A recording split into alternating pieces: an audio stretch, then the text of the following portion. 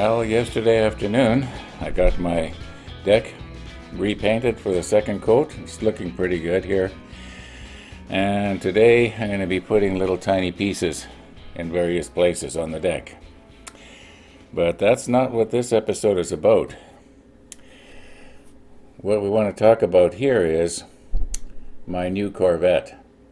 At least the series My New Corvette. And I mentioned yesterday how I recognized the fact that it was my fault that I can't buy a new Corvette. And what do I mean by that? It's my fault. Well, it's because no, I could easily blame my upbringing. You know, I could say how I was a missionary's kid and feel sorry for me because I had to live under that stigma of being a missionary's kid, and that affected me. But I think it was more I'm lazy. I admit it. I'm kind of lazy and laid back, and now that I'm sort of getting toward the end of my road, I can sort of look back on my life and realize why I did certain things, and the reason I didn't go too far in life financially is because I was too laid back. I'll give you an example. I started working at the Winnipeg bus depot in 1973, and that's where I retired from. I just stayed there, and I didn't really advance too much in the company. I just got comfortable and I made a living, and I stuck at it. Now, I know people would say to me, well, Ron, you weren't lazy because you never missed a day of work in years, for years. Well, it's true. I did do that. But I didn't take any risks. Other people who take risks maybe went into business for themselves and, did well financially, made a lot of money. Well, I'm not jealous. Or envious or anything like that. I just admit that they were risk takers. They had a lot of worry that I didn't have.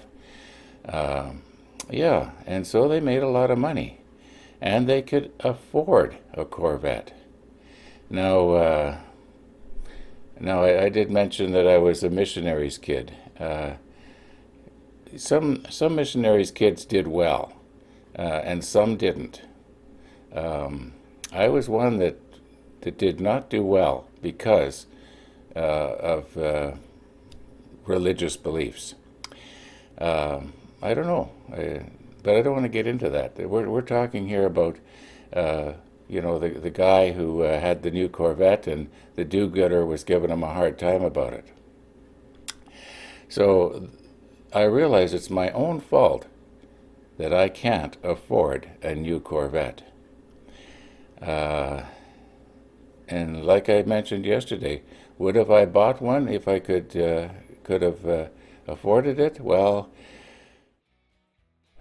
I think that I was actually a very practical person, and when it came right down to it, I don't think I would have bought one from a practical standpoint.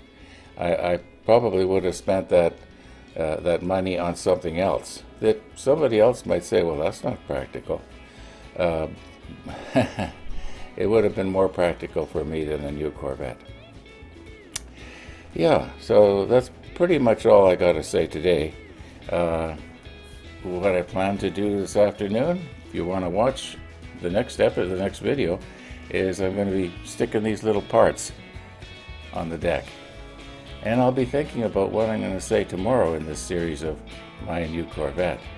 And I want to look at some of the things that the Corvette owner said in response to the do-gooder's statement. And we'll just look at that tomorrow. In the meantime, I think I'm talked out here right now. So thanks for watching, and we'll see you tomorrow with My New Corvette Part 3.